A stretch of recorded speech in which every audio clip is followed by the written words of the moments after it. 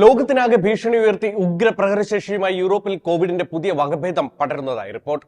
XCC എന്ന Covid വകഭേദമാണ് ലോകരാജ്യങ്ങളെ ആശങ്കയിലാക്കുന്നത്. നിലവിൽ യൂറോപ്പിൽ പ്രബലമായ കേസ് 1.1, KP 3.3 എന്നീ മുൻകാല ഒമിക്രോൺ സബ് വേരിയന്റുകളുടെ ഒരു ഹൈബ്രിഡ് ആണ് XCC വേരിയന്റ്. അതേസമയം അതിവേഗമാണ് ഈ വകഭേദം പടർന്നു പിടിക്കുന്നതെന്ന് പുറത്തുവരുന്ന റിപ്പോർട്ടുകൾ. ജൂണിൽ ജർമ്മനിയിലാണ് പുതിയ വേരിയന്റ് ആദ്യമായി കണ്ടെത്തിയത്. അതിനുശേഷം UK, US, ഡെൻമാർക്ക് തുടങ്ങിയ നിരവധി രാജ്യങ്ങളിൽ XCC വേരിയന്റ് അതിവേഗം പടർന്നു പിടിക്കുകയായിരുന്നു.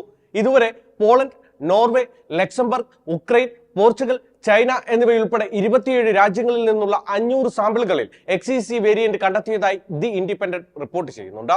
ഡെൻമാർക്ക്, ജർമ്മനി, UK, നെതർലൻഡ് എന്നിവിടങ്ങളിൽ വേരിയന്റിന്റെ ശക്തമായ വ്യാപനം വിദഗ്ധർ ചൂണ്ടിക്കാട്ടുന്നു. യൂറോപ്പിൽ അതിവേഗത്തിൽ പടർന്നു പിടിക്കുന്ന വൈറസ് ലോകത്തിന്റെ മറ്റെല്ലാ ഭാഗങ്ങളിലേക്കും വ്യാപിച്ചേക്കുമെന്ന് ഗവേഷകർ പറയുന്നു. വാക്സിനുകൾ കേസുകൾ ഗുരുതരമാകുന്നത് തടയാൻ സഹായിക്കുമെന്നും വിദഗ്ധർ അഭിപ്രായപ്പെട്ടു. മറ്റ് സമീപകാല കോവിഡ് വേരിയന്റുകളെ അപേക്ഷിച്ച് XCCക്ക് കൂടുതൽ വ്യാപന ശേഷിയുണ്ട്. വാക്സിനുകളിലാണ് പ്രതീക്ഷ. ശൈത്യകാലത്ത് XCC ശക്തമായ സബ് വേരിയന്റായി മാറിയേക്കാമെന്നും വിദഗ്ധർ അഭിപ്രായപ്പെടുന്നു.